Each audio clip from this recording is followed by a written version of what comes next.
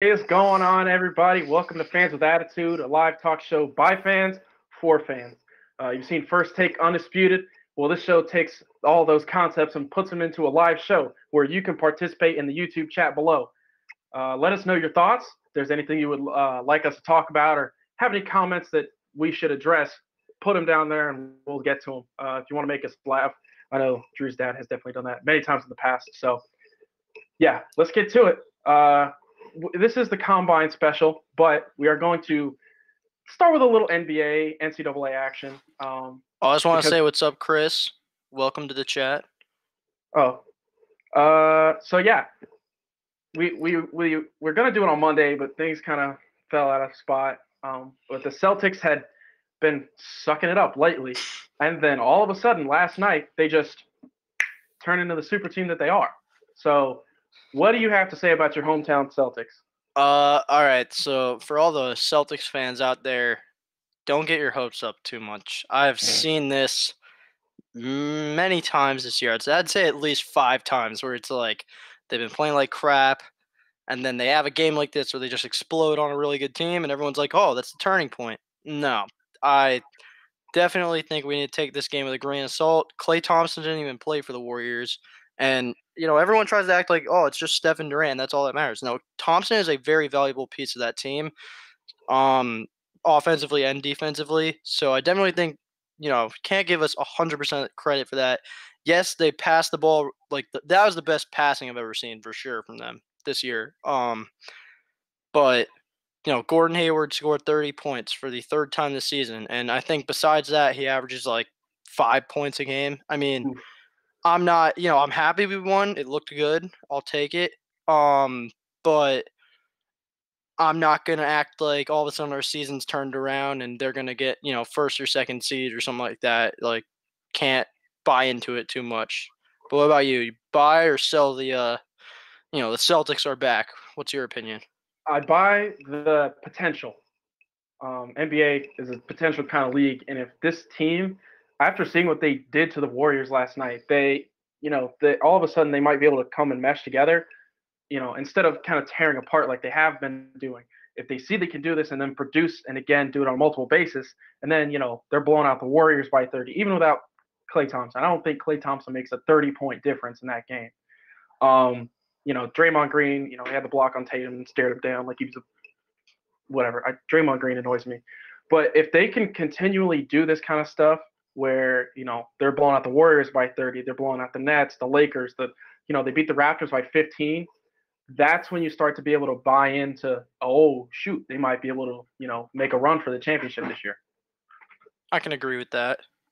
I had the AP poll, but I don't really want to do that because we all know that Duke should be behind Carolina, and they are. So that's all that matters.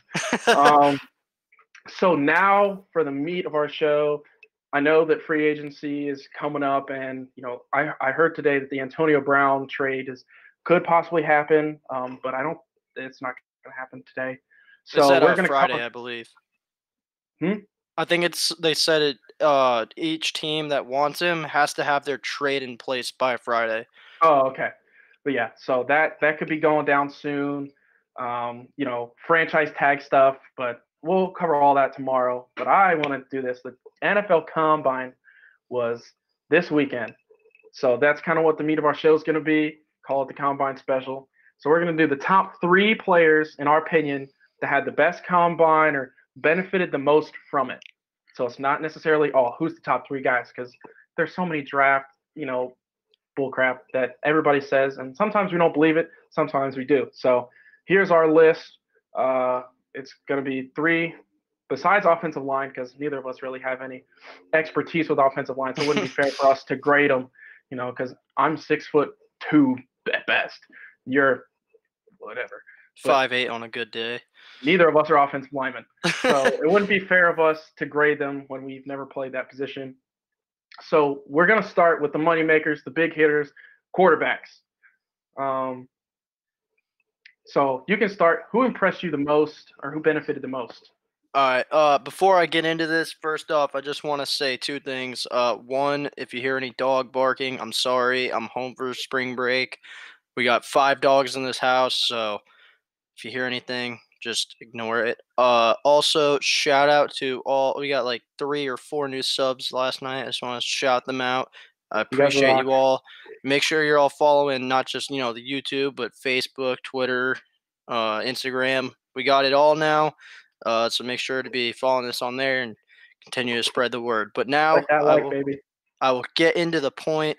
We're going to talk about these quarterbacks. So, we talked about it a little bit before about some big names, and the 3 guys that stood out to me most, and I'll say their names and then kind of explain each one. So, Drew Lock from Missouri, Will Greer from West Virginia, and then to my own surprise and probably Daniel's as well, I think Dwayne Haskins did a great job too. So starting with Drew Lock, first off, I did what I said I needed to do. I went back, watched his tape from his senior year, and I mean the dude was a first team All SEC quarterback. I mean the dude was a stud. I didn't realize it because he's playing on a team that wasn't really anything. I don't even think they were ranked at all this year.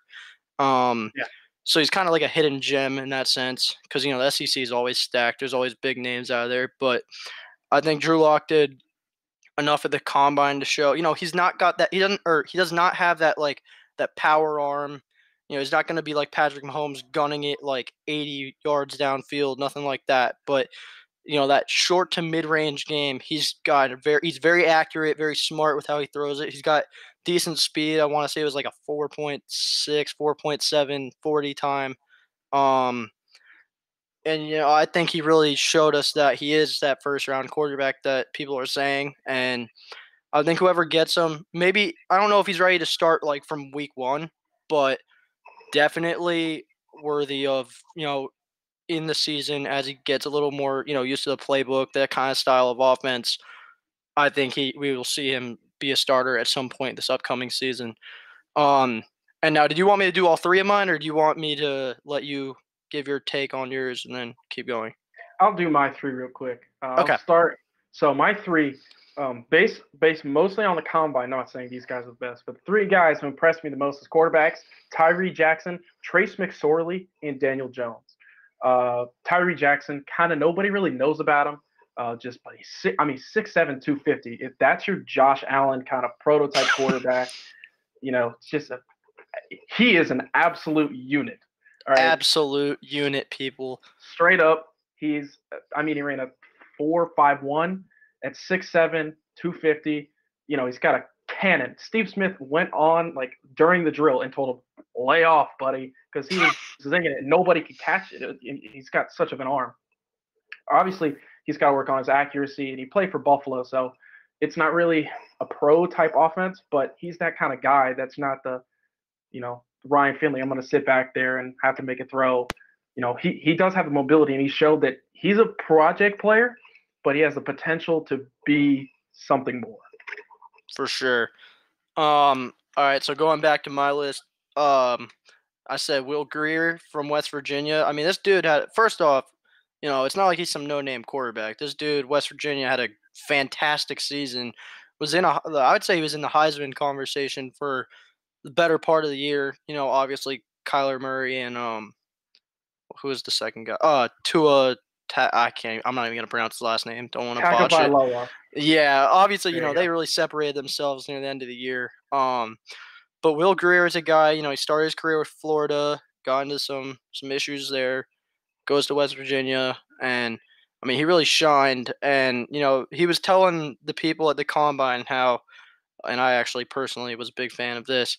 He was telling the people at the combine how his offensive coordinator liked to do a lot of stuff the Patriots did because their first year when he was there last year, they tried to do a lot of downfield, spread the offense out type thing, or spread them out wide rather, and it was all downfield shots, and they weren't really anything special. Good team, but nothing special. And he said this year he watched a lot of Tom Brady film, and he went back and said, maybe we should bring everyone in tighter and do a lot more short field type plays to get more people involved, so teams aren't just keying on that one receiver who can be like a Tyreek Hill and just go downfield and catch all the passes for us. So I think he showed not on top of the fact that in most of the drills he was in at least the top 10. So on top of that, he showed that he's got a lot of smarts. He's been watching a lot of NFL film. He's adjusted his game to things he's seen personally. So I don't know if he's first round worthy, but he definitely moved himself up, probably a second round.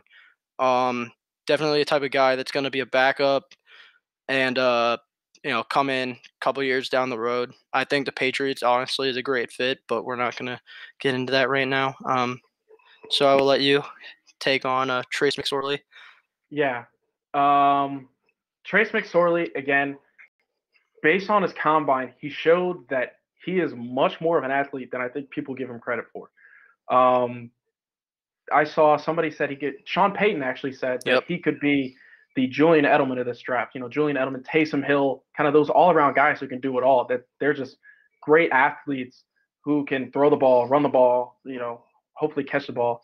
And he kind of came in kind of disrespected. So I think he came in with a chip on his shoulder and it really helped him because they wanted him to come in and play defensive back, which is a total, that's a kick in the groin, really, to any guy who played quarterback for 4 years. Okay, yeah, he did have Saquon Barkley, but, he played college quarterback at a high level, was able to throw and run the ball. So I think he'll get a shot in the NFL. Obviously, I'm not saying he's going to be a first-round guy. I think he'll probably fall 5th, 6th.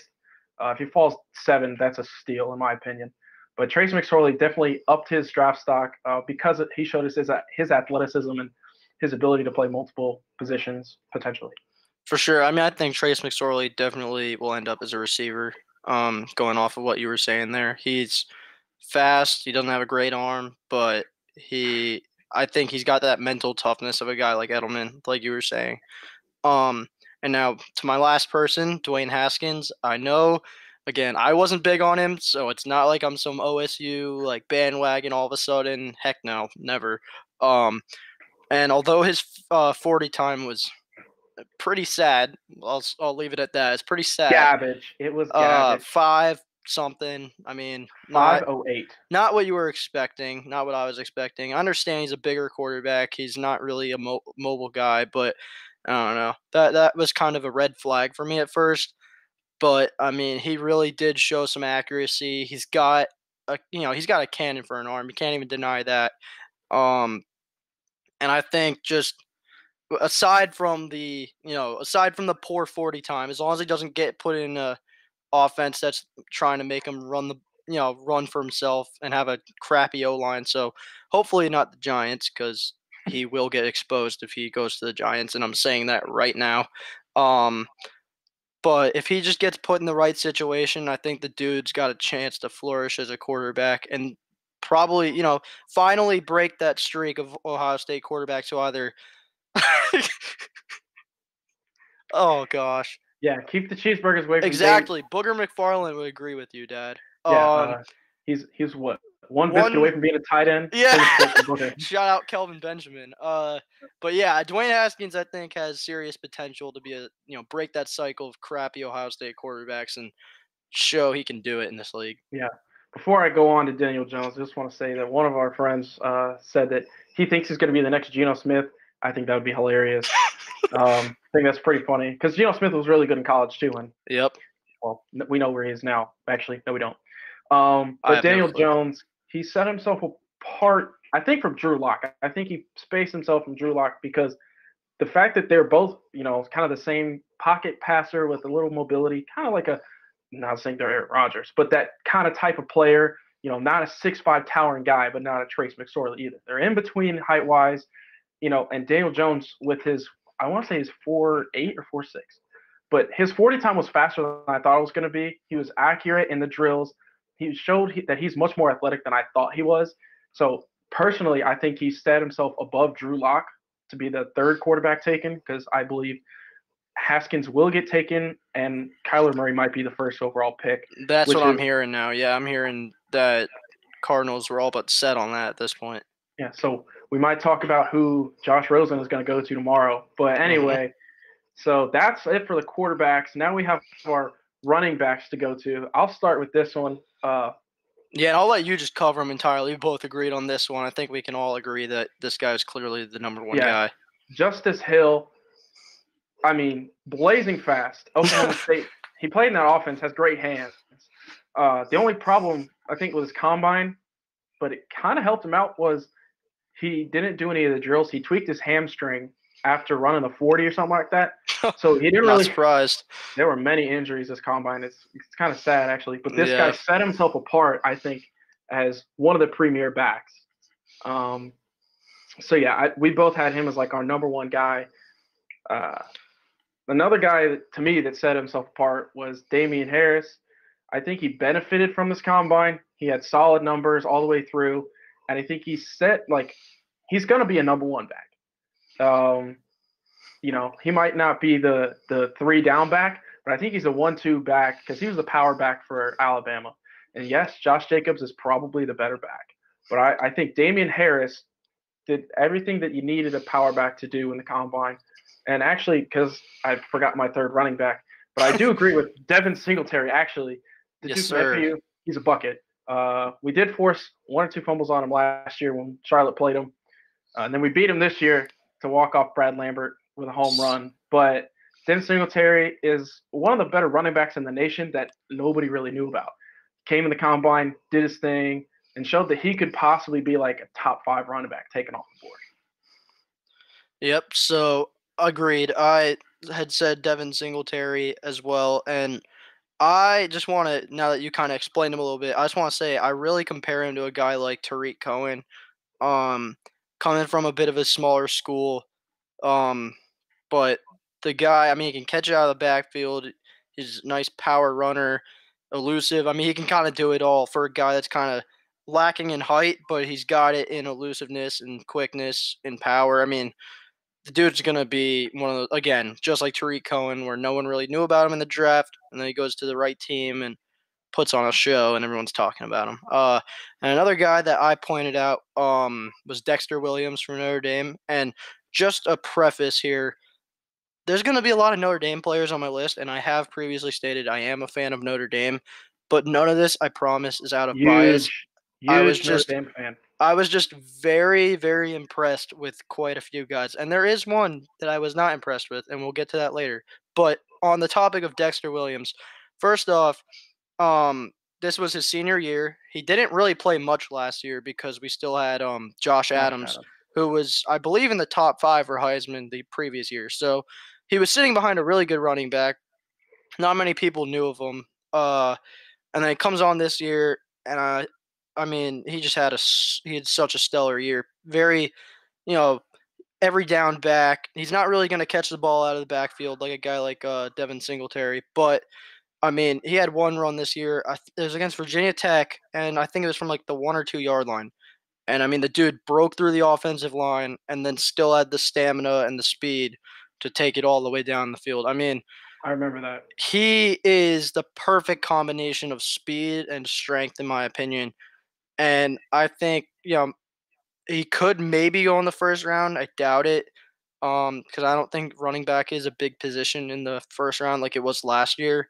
But I think definitely he's one of those guys. I mean, he's unique because you can use him as like a short yardage goal line situation because he's got that power. But I think he's just as well fit to just be a starting running back as well. Yeah. Which leads us into the wide receiver position now. We both had 2 guys that were, we both had 2 of the same guys on our list. Yeah. Obviously DK Metcalf and Miles Boykin. Metcalf from Ole Miss, Boykin from Notre Dame. I mean, these guys, I think, in my opinion at least, were the 2 best players in the combine.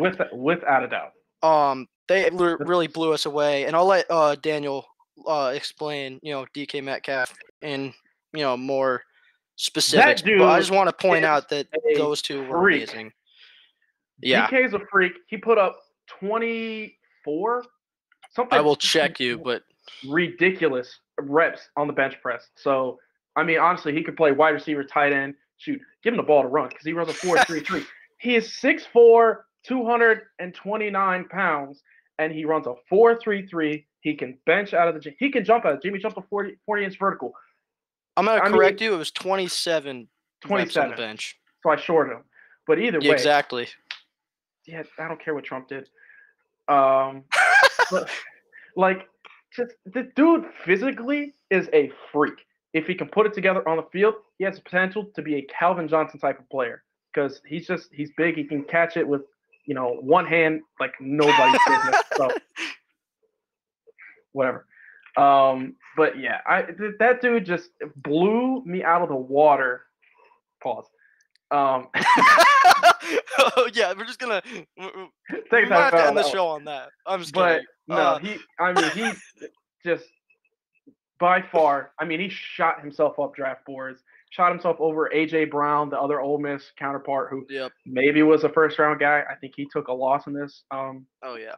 thing. But Deke, I mean, that boy. But yeah, I mean, I think it all started with that picture. I'm sure everyone saw it on Instagram, Twitter, whatever. That picture is just absolutely jacked. You're like, wow, that's an offensive lineman. And then you realize he's also running like a 4.3, 4.4, whatever it was. I mean, he's gonna be a problem in the league. I personally think he could play receiver or tight end certain situations because he's just that strong and that good. But another guy, like we said, Miles Boykin, he's another guy that, he didn't have a picture, looking jacked and stuff going into the combine. So he didn't have a whole lot of buzz surrounding his name. Everyone knew, he put on a show for Notre Dame, starting with last year's Miami. God, I don't remember what bowl game it was, but he put on a show when he caught that game winner. He mossed a guy, and I knew from there he was going to be a solid player. And then this year he really took over as that number one receiver. I mean, he's got speed. Again, another guy that ran like a 4.4.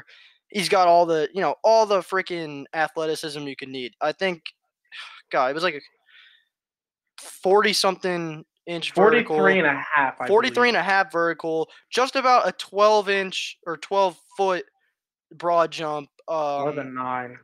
Yeah, I mean, it was crazy to watch him because I didn't know he had it in him, and I've been watching him all year. So he really blew me away. I think he moved himself up into the first round, honestly, because that kind of size and speed, just like Metcalf, it's very relatable to people like Julio Jones. Trying to think of some other names here. AJ Green.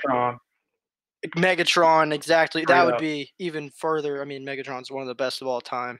Yeah. And these other guys are good too, obviously. But I mean, those two really set themselves apart in the receiver group. I think they're both first round picks, maybe even both top 20 picks. And then me and Daniel both pointed out two different guys because we tried to do at least 3 for each position. Yeah. So I said a very sleeper guy. Andy Isabella from UMass. He ran tied for the first fastest 40 time out of the receiver group. No one else probably here has even heard of the man, but I went to when we played UMass, and I don't remember this guy. Exactly. I mean, the dude. I mean, I didn't just go off the 40 time here because that would be the noob thing to do. He, other than like the bench press, because he's my height, maybe a little taller.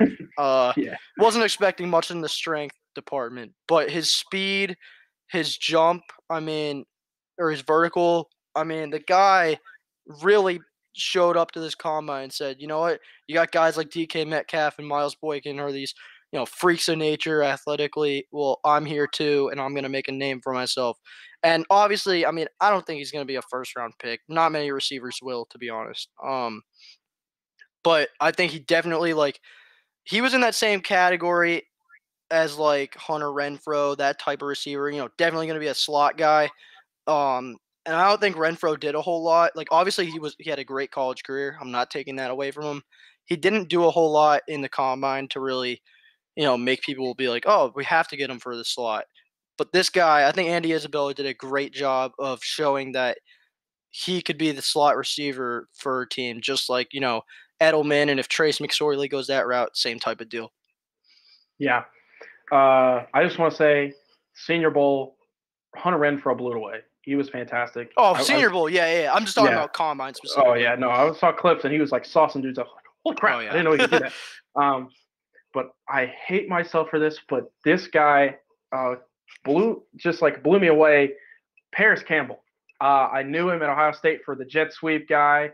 He was blazing fast. I knew he was fast, but I didn't think he was 4.31, 4.3, whatever he ran. I mean, it was Also tied ridiculous. for the number one in the combine, or number one Yeah, receiver for 40 times. yeah. Those two receivers right there were number one 40 Paris times. Campbell performed athletically a little above my expectation because it was already pretty high.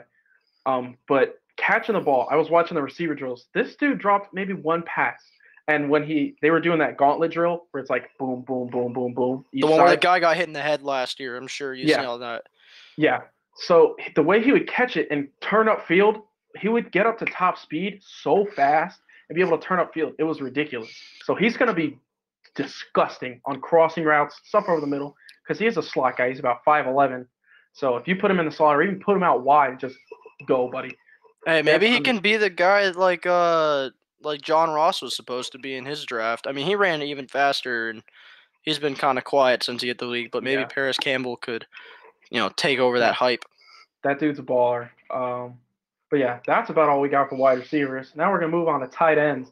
This was actually my favorite group because I sat there and watched the whole thing because I wanted to see the hype behind Hawkinson and Fant and all that. Yep.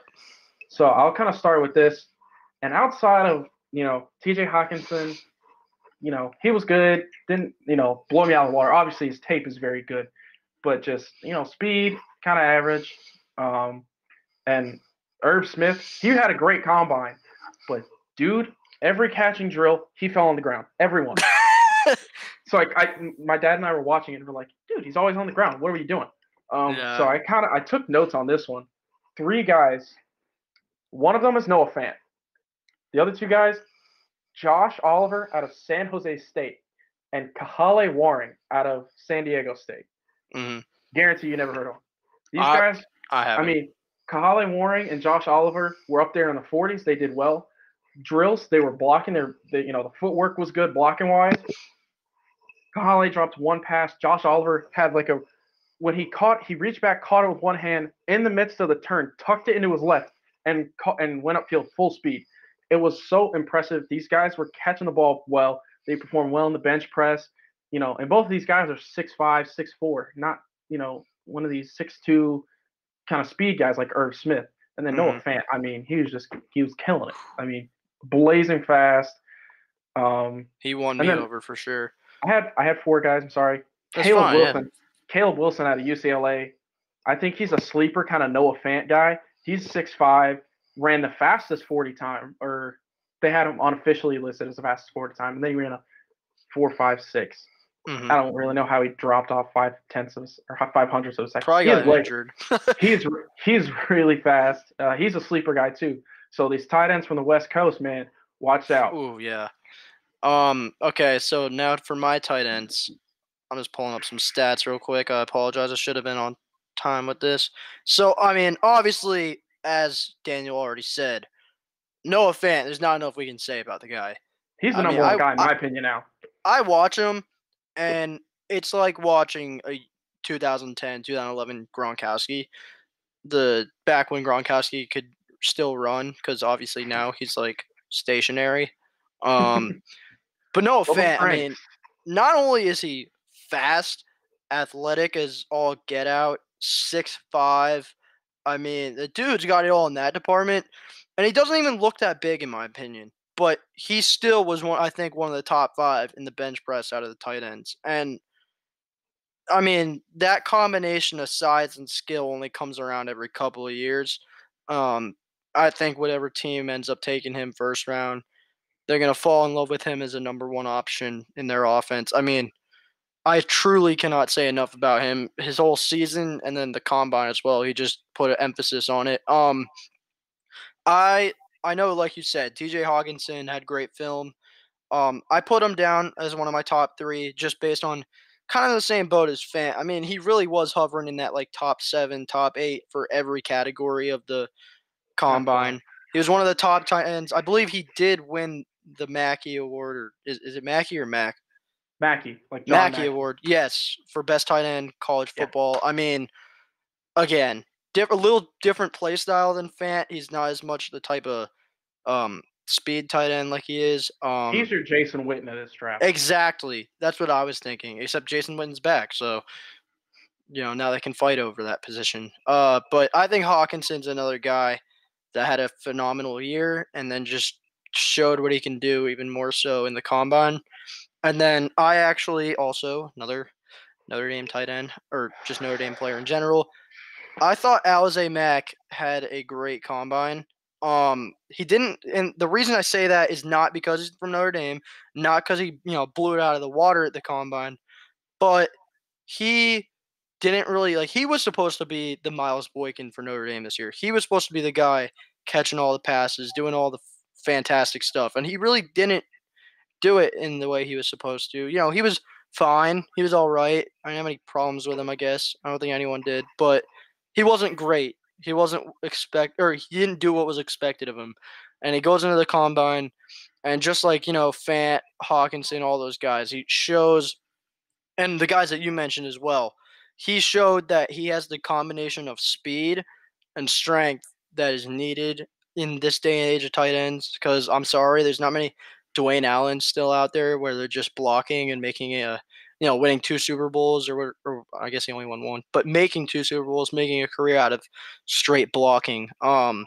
He showed that he can kind of do it all, and his only problem that I saw in college was health. He's got to stay healthy, and I think he's another guy that could really be special on the NFL level. Yeah.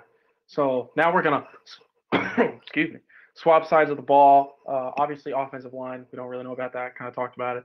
The only thing I will say, Jonah Williams, best tackle, offensive lineman in the draft. 2, Also, shout out Nate Davis. Yes, pick him up. He'll be a starting guard for the league. I guarantee it. If my G-men right here, the big boys in Wisconsin, could pick him up, I'd be so happy. That's all I got to say about offensive line. But now to the big boys on the other side.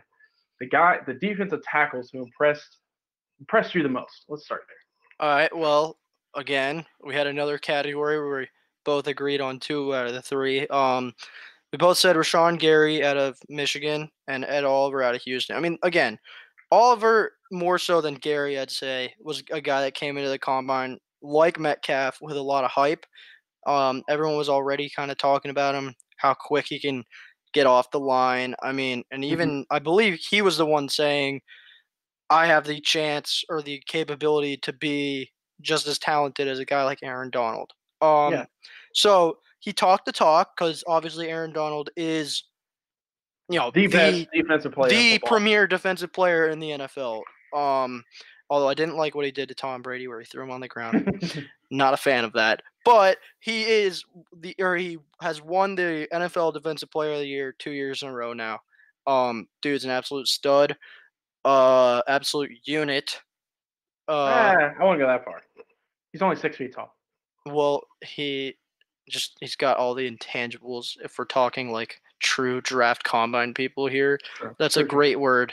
But Ed Oliver, I mean, he talked and he proved it. I mean, the speed, the strength, the dude is going to be a quarterback's nightmare once he gets to the NFL. Yeah. He really blew it away. And then I didn't see much of him when he played in college because, Houston wasn't really anything this year. Year. So I read up on him because I've kind of been on his hype train a little bit. All right. He's fast, explosive. Everything you said, he bench press, I think, 32. And yeah. he could have went last year, but he wanted to play his senior year at Houston because his brother, I believe, is still there. He wanted to finish his career with his brother. That's respectable. And the only problem, he took a hit because he got hurt this year. Mm-hmm. But if he didn't get hurt, I mean, he'd probably be top 5 if he didn't get hurt this year. This dude is a stud. He's so quick off the line. Great explosiveness, great power. Can play the 3 technique or play in the A gap. It really doesn't matter. And, he's just going to be a force to be reckoned with. And then a guy that we both also said, Rashawn Gary out of Michigan. Dude's a stud. Just straight up. Big dude. Can physical inside. Can probably play the 5 technique outside, be an edge rusher. Can rush inside. I mean, he's been hyped up since 8th grade. This guy got his first offer for college since 8th grade. I was like 5 foot tall in 8th grade. And he also was the fastest 40 time, by the way, with 4:58. Just looked that up. For Ed Oliver or Rashawn Gary? Oh, Rashawn Gary. Yeah, for defensive, like interior lineman. I mean, he's he's an athletic specimen as well. And So yeah. oh, sorry, I'm gonna cut you off there just because before I forget my thought train here, I just want to say, and I'm probably gonna get in trouble or get people pissed off at me for saying this because everyone's still like, oh, Nick Bosa, #1 pick, definitely. You know what? I think Rashawn Gary, and they both come from the same, the Big Ten. Rashawn Gary had a better combine than Nick Bosa, and I'm gonna say that right now. And I think he also has the potential to be the better defensive tackle than Nick Bosa. I just feel Bosa is very overrated.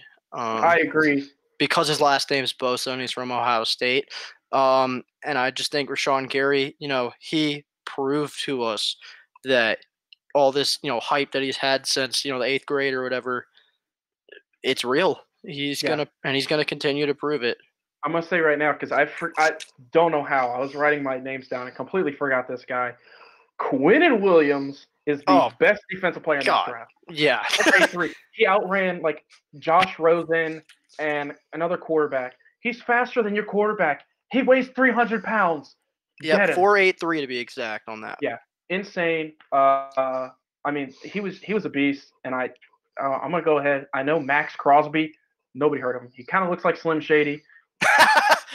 Hideous looking dude. I mean, he had a skull cap on and a platinum blonde hair was coming out underneath it, and he had earrings. He was so ugly, but that dude is kind of a sleeper guy. He might fall to the 2nd or 3rd round, and I think he'll be a good guy because he's tall and lengthy, so he can play the 5 technique if needed, especially on like short yardage situations. If you got bigger, meatier guys to clog up the middle, that's a guy I think can play the 3 and the 5. I'm not going to put him at nose tackle. He's too tall and skinny for that. But that's a guy that I came in impressed with. Yeah, and another guy, sorry, also from Notre Dame. I promise I'm not trying to be biased here, but you can roast me for anyways. Jerry Tillery was one of the main guys. He was one of 2, I would say, that went into this combine who had hype around him, except he lived up to it. Jerry Tillery, he didn't blow you away with speed. I mean, he ran a 4.93, still faster than Dwayne Haskins, so watch out, Dwayne Haskins. But I mean, he has great strength, and something I've seen from him from all 4 years. I mean, he even had hype around him when he was a freshman, and he's truly lived up to it. What is he, like 6'8"? Yeah, I mean, the dude's a freaking mountain. I don't know how tall. Absolute unit. Absolute unit. Hashtag it. That's our word. So deal with it. Jerry Tillery, he's got insane strength, and he's not the great thing about watching him is he's not, a finesse type rusher like what's that guy that played for the Eagles and the Packers that we were watching highlights of? Reggie White. Reggie White. Even if he was he a tackle or edge rusher? Reggie White was probably like the best defensive end of all time. Yeah, okay. So maybe a little bit different position there, but that's what that type of player is what I'm saying. Jerry Tillery is not like a Von Miller or something like that where they're like constantly trying to get around their guy or something. Tillery takes the offensive lineman and pushes them into the quarterback or pushes them into the running back, like the hole they're trying to run through, and literally makes it impossible. So even if he's not getting credited for the sack, the tackle, whatever, if you just watch film on this guy, he does it all, not for himself, but for the other people around him on defense. And I think that you need those types of guys if you really want to be a shutdown defensive team. Yeah. I mean, he kind of came to me as, Vince Wilfork and his ability to blow it up, or Damon Harrison, kind of that guy who can move guys back. That's good, yeah. And Reggie White, I mean, first of all, if you've never heard of Reggie White, 1, what are you doing?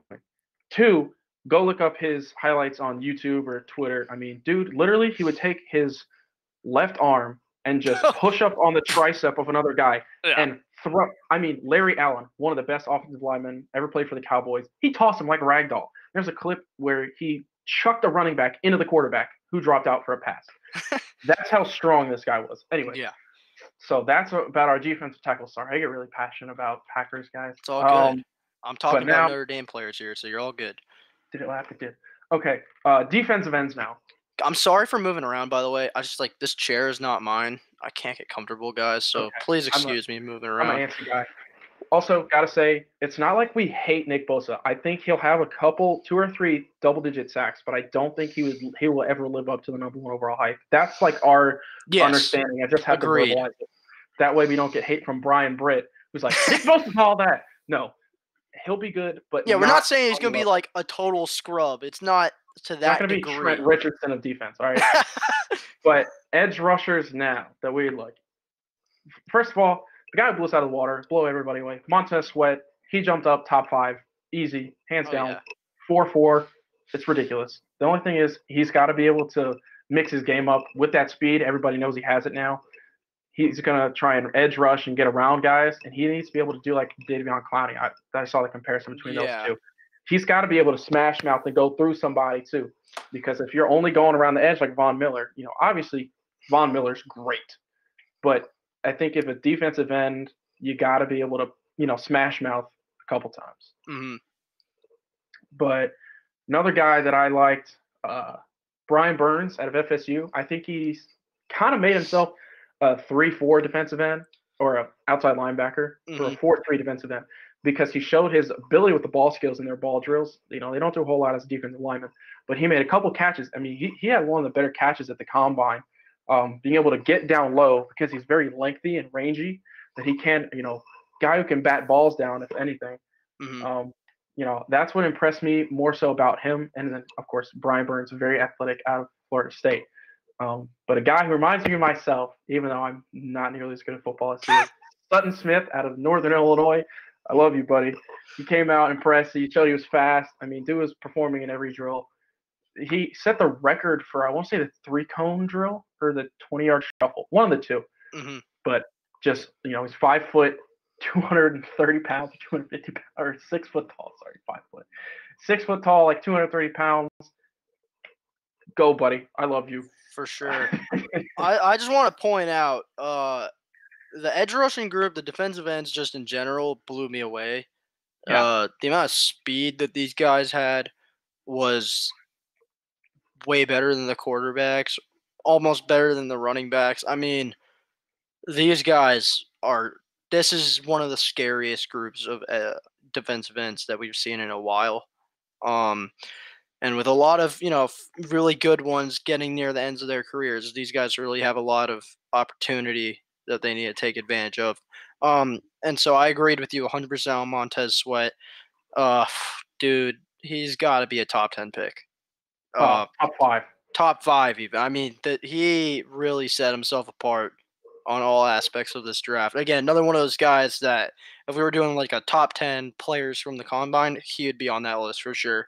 But a guy that I saw that really kind of blew me away because I didn't really hear about him much was I don't know how to pronounce his last name, but Porter Gustin, I think would be his last name, from the real, first off, before I go into him, the real USC you're going to drop some hate Southern California.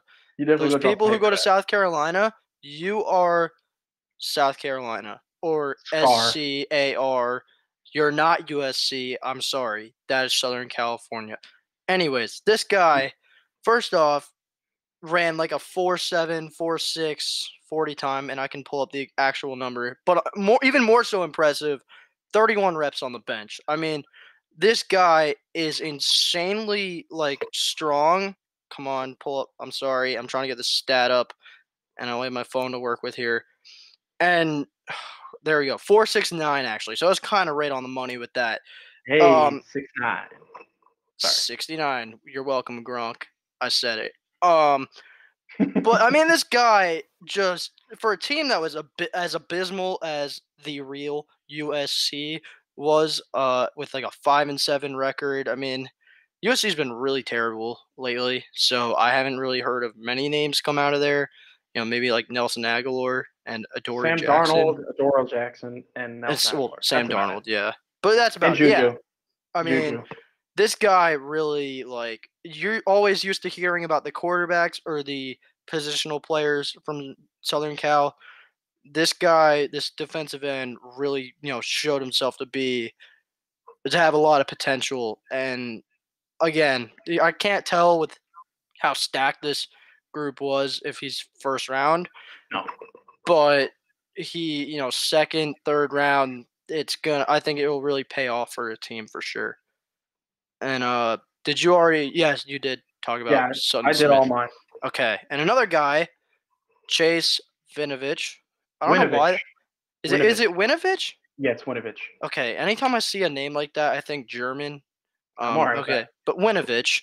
I don't know why that name sounds so familiar. There's got to be someone that I know that also has that last name. But Chase Winovich, I mean, he ran a 4.59 40 time. So again, you take your favorite quarterback from this combine, and these guys probably ran a faster 40 time. It is insane. And again, playing for a program like Michigan, he had a guy like Rashawn Gary kind of overshadow, his talents because Gary was just insane this year. But Winovich also had a really solid season. Again, not a first-round talent. Montez Sweat, other guys got that kind of locked up. It's such a defensively stacked draft this year. But he's another one of those guys you look for in the middle rounds who has the speed, the strength, just has it all together. Played for a really solid program for the better part of this year, especially. And when you're coached by a guy like Jim Harbaugh, who already has the NFL experience, I think that really helps guys more than you think of it. And I think Winovich has the potential, again, middle round, but very talented. Maybe like the second option, third option, on the line. Yeah. I love that you had two Clay Matthews clones. I'm a big fan of that. Oh yeah. Also, Chase Winovich, they had a segment on Good Morning Football this morning. It was fun to really think, but he's a pretty funny guy too. So Oh yeah. he'll be a good locker room guy. He's a real nice Gotta guy. love personality. Now moving into linebackers, the edge. Yeah, we're just doing all of them at one time. Mm-hmm. First off, shout out Josh Allen. Guy's a great. Oh yeah, and we did not keep him off our list as hate. Dude's a stud. He's gonna be drafted really high. Just wasn't one of the guys we decided to highlight. Yeah, I think. I mean, Devin Bush out of Michigan. Mm-hmm. Michigan Again, had Michigan a produced draft. a great defense. Michigan had a really good combine class. Devin Bush, undersized guy, about 5'11". I think he measured in below 6 foot. First of all, haircut, atrocious. He's got hideous monster. He's got a mullet, but with dreads. It's bad. Yeah. But aside from the bad haircut, dude was performing exceptionally. I don't think he was like the top linebacker, until now. I think him and Devin White, who is like another guy on my list, those two guys blew it out of the water for me, running amazing 40 times and other stuff like that. I was gonna say they were literally 0.01 seconds apart. White with a 4.42 and Bush with a 4.43. I mean, personally, I think Devin White's I think he's the best linebacker in the draft, but Devin Bush is a close number 2. I mean, we're talking like Lightning McQueen from Cars when he stuck his tongue out. It's that close of a race. Those two guys to me, the two Devins, just blew it out of the water. And then a guy that we both also had, Drew Tranquil out of Notre Dame. Yeah, another Domer, baby. Yeah, he had a great combine. Kind of showed up. I didn't really know about him, but he was one of the top guys in the bench press. Ran a good 40 time. And when I watched the linebacker drills, he was out there catching balls. Flipping his hips good so he can drop. Yep. So he impressed me. And I was gonna say I can speak on him a little more for obvious reasons. First off, my name's Drew, and I want to change my name to the way he spells it. He spells it Drue. I think that's pretty freaking cool. Anyways, but Drew Tranquil. I better see a comment on that one. First off, he is a leader before anything. This guy has been I believe he was a 5th-year senior this year because of red shirts. Because first of all, his main problem is he's got a lot of injury history, so he has to be careful.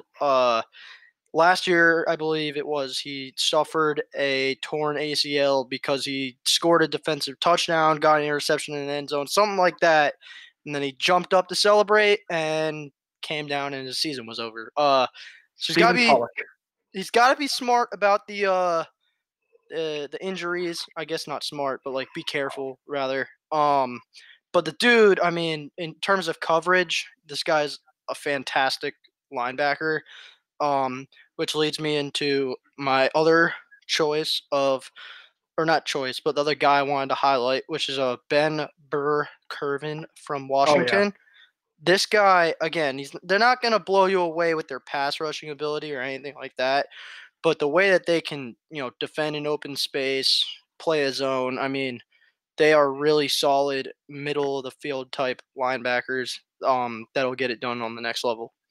yeah. That Ben Burke-Kirven guy. I saw stuff about him in the middle of the year, and he would Mm-hmm. have made my list if Devin White and Devin Bush Oh, I was gonna weren't say, yeah, I a was gonna freaks. include White as well, but I was like, you got him. Yeah, yeah. No, Ben Burke-Kirven is definitely. I think he's a second or third round guy.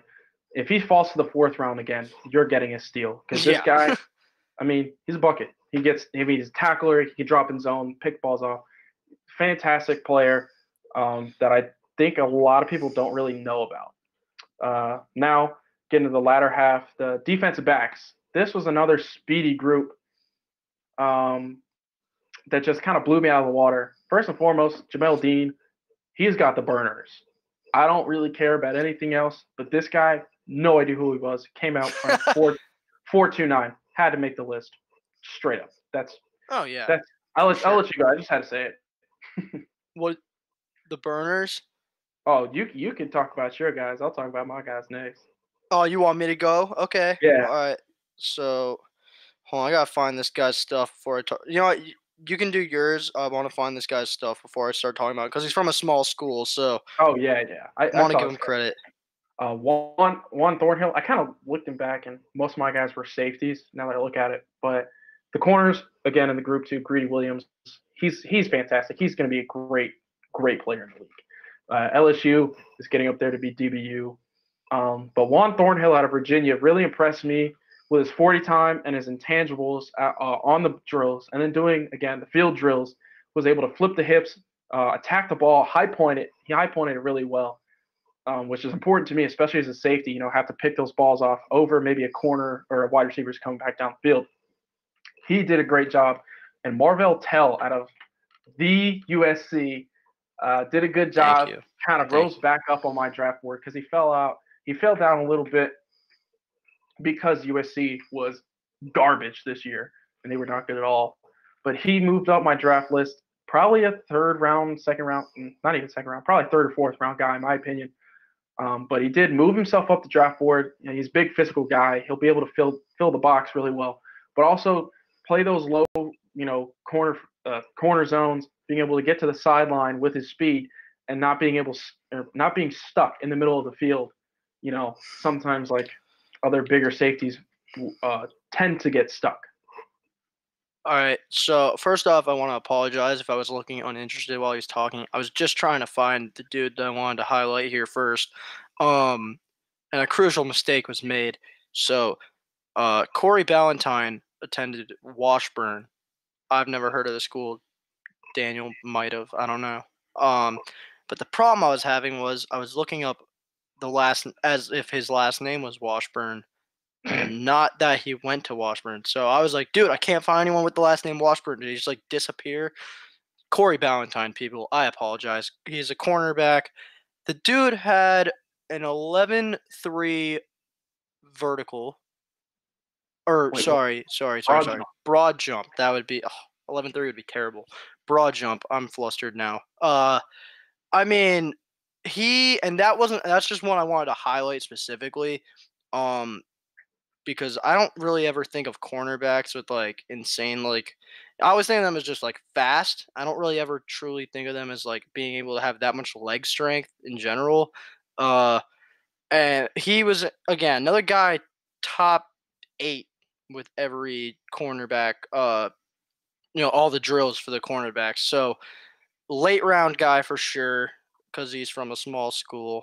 Well, not just that, but just there's a lot of good DBs this year. So I don't expect him to go very high, but I really do enjoy watching people who come late round because a Malcolm Butler type player, maybe even undrafted, but I think this guy will definitely get drafted, and I think he has a lot of potential.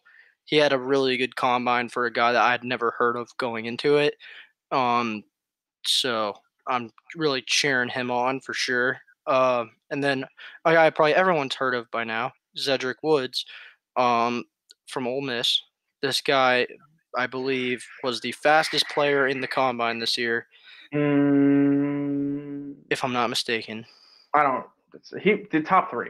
Top 3. I mean, Ole absolute. Miss had the burners this year, man. Let me Yeah, just I mean say. they again another school that had a great combine overall, more so on the offensive side of the field. But I think this guy, or I guess shoot, he's defensive. Now I sound stupid. Sorry, but my point is he ran so fast. Like I thought he was like a receiver or a running back, something like that. But he had a great year. He had a great combine to go with it, and I think he has a lot of potential. Again, with how stacked these drafts are, man, I don't know if he's a first round pick necessarily. I guess Daniel, you could probably help me out there with that. I don't think Um, so. do you think he's a first round pick? I think he moved up because he is a safety, and running a 4.29 as a safety is very strange. Yeah, So that's what I was saying. It really stuck out to me. yeah, I think he'll be like a Micah Hyde type of safety, more of a Hmm. zone guy, not somebody you expect to fill the box. I don't think he'll go first round. There's just Yeah. so many other guys. And another name I guess you could attach to that, Micah Hyde, Devin McCourty, both two of the fastest safeties in the league. Of course, Can you had to cover. bring a Patriot into it. I had to, because I mean the dude is really fast. And I Yeah, really respect him a lot. But I think Woods just has that ability to cover a lot of ground in a short amount of time. And I think I'm sorry to go back to the Patriots, but I think if anyone showed the importance of that, it's Jason McCourty, yes, he's a cornerback, but I mean, Brandon Cooks was wide open in the end zone. Granted, Jared Cook or golf. yeah, Goff. God, why am I tripping right now? Different environment. I'm sorry.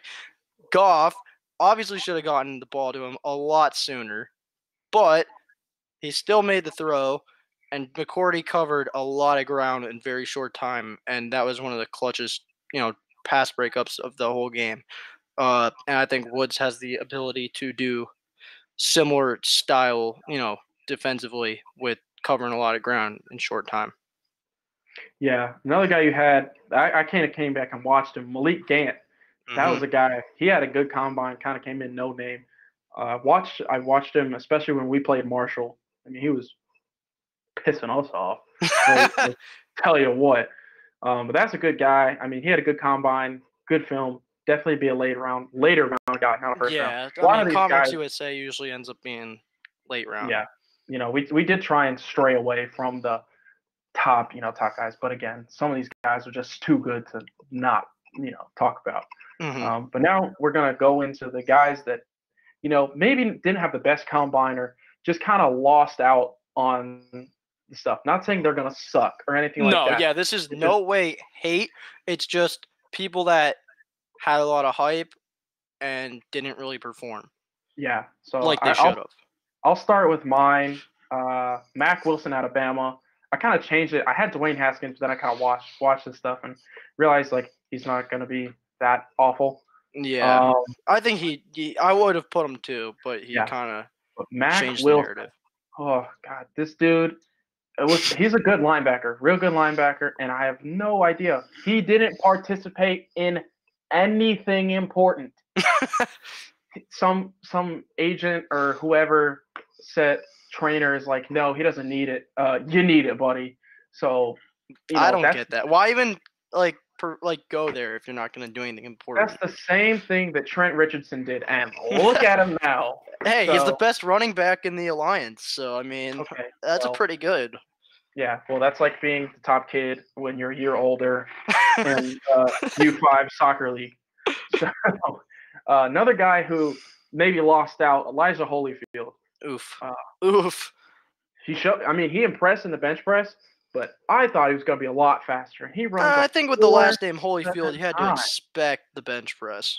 a 4.79 from a running back, and you're Yeah, not 250, that's a little shaky there. and especially because Georgia is such a great running back school. I mean, God, even yeah. Nick Chubb ran faster than that. He ran like a 4.6. Nick Yeah. Chubb's not that fast, but damn it, he's a good running back. So I was not impressed by Holyfield, and I think it tanked his draft stock a little bit. Another guy, again, lost out, Nick Bosa. He had a good combine, but other guys I think maybe jumped him and possibly can make him fall, and that'll lose him some money. Not saying he's going to suck, but I think he didn't benefit as much from the combine as everybody else. Exactly. I don't think it did him any good. We both had this guy, Dexter Lawrence, which hurts my heart because I want the best for this guy, but he, other than bench press, he didn't really show all that much, especially with not being able to play in the Clemson national championship game. Yep. Other than 36 reps on the bench is impressive, but he was slower than I expected, and he has about 340 pounds, so I'm not expecting a 4.4 out of that. But, yeah. With how it went this year, I wouldn't have been shocked either. Yeah, but he also did get hurt. Yeah. Pulled a hamstring, so he didn't complete all the on-field drills, which hurts him.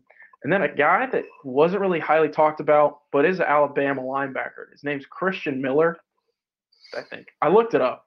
I could have. Yeah. But this guy, he's a big guy, big linebacker. And when I was watching this dude do ball drills, he looked so inept at catching the ball. You put him at freaking offensive linemen have better hands than that. It was terrible. He dropped, I want to say 80% of his passes. He didn't look good coming out of his breaks and whatnot. And he just didn't have a good combine. physically, not bad. He's a big dude, but he just stunk at the on-field drills. And that tanked his draft stock. Oh, for sure. All right, so I will get into my five losers. I'm gonna let you go off on Ja'Kai Politi. Please. Yes, sir. I could not do this. So again, just like with Daniel's list, this is not in order the worst five, and not even the worst five. Just five guys who we thought could have done a lot more good for themselves in the combine, and either did worse or just didn't do anything at all. You'll get what I mean about that. But Ja'Kai Polite from Florida, right? So I saw mock drafts that were putting him anywhere between 10 and 22 to be drafted. This guy had a lot of hype going into this combine. So I was like, you know what? Maybe he'll prove himself. I don't know. Because, my history with Florida, he's an edge rusher, right? Yeah. Yeah, there's not a good, history behind them. They usually are good in college, great in college even, but don't do much on the NFL level. And if anything, that is the same vibes I am now getting from Ja'Kai Polite, because he had a very high rating going into the combine and just did nothing in a group that was phenomenal for the whole combine. He really fell behind, in my opinion. Yeah. Compared to the rest. I just gotta say, hold on. Yeah, for sure. His interviews sucked. Teams interviewing him, I'm very happy. His interview with the Packers went bad, so thank God. I hope we do not draft him. If we do, I'm gonna lose my mind. But yeah. I was gonna put him on my list, but then you saw you had him. I was like, yep. Right, go off. So back to what I was saying about how there's people that did nothing for themselves. Kyler Murray. I understand he is now projected to go number 1 overall, and I have said it myself. So this is in no way hating on him as a player or anything like that. And yes, he is having a pro day at Oklahoma. But in my opinion, I want to see a quarterback at the combine. I want to see what they do, not just for themselves, but compared to the other people that are there. And especially how they interact with the media, I think is very important from a position that requires a lot of leadership. And every interview that he's been in since he was teetering between the NFL and the MLB has been just really weird, in my opinion. I don't even know if there's a better word, awkward even. Because this man he just can't make up his mind, it seems like. And then he is like, yeah, I'm just going to skip the combine. I'm too good for that. That's what I get from it. That's how I feel about it. And I don't know. I don't like when players skip the combine. I think with this, with the NFL, it is very important to show out there, and I just don't think it was a good look on his part. Do you have I anything agree. to add onto that, or should No, I continue? No. I All right. just I just want to say that the reports that he came out as a bad leader, and all that negative stuff from interviews, I don't buy into it. Mm-hmm. Just because like you watch the guy, he's a humble guy. Oh yeah. I mean, I'm not trying to attack his character at all. Yeah, I He's think just been those really reports weird that with the media, is what I'm yeah, saying. I think those reports that came out, it's kind of biased or kind of BS in my Mm-hmm. opinion. I think he's a lot better than what people are giving him credit for. But I will Yeah. say, the draft, Baker Mayfield proved it.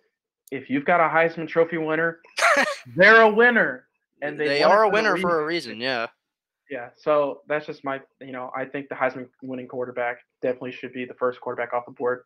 Yeah. But I'm gonna let you finish. I'm sorry. All right. No, you're good. And then so finally, I'm talking trash about a Notre Dame player. I told you I would.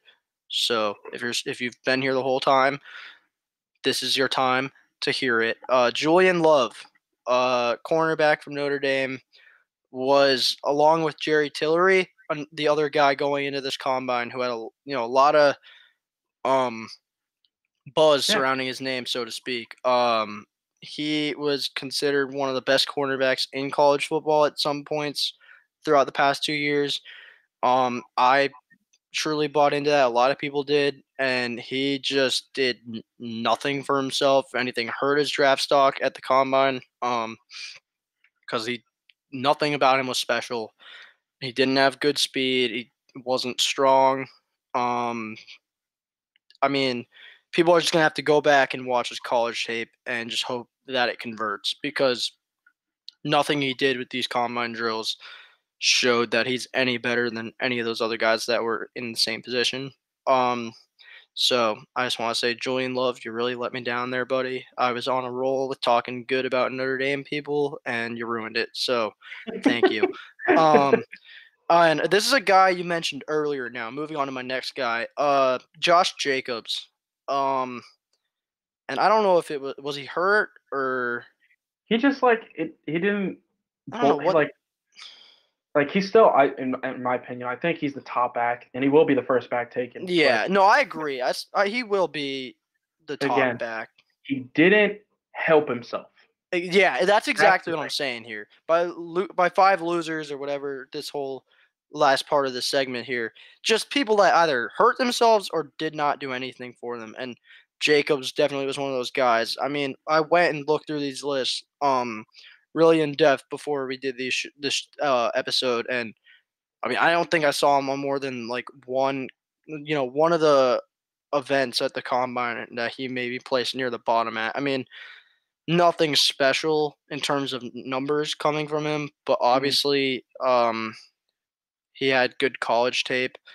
He clearly is going to be a starting running back in the NFL, at least to start his career. Do I think he might have some Trent Richardson potential there?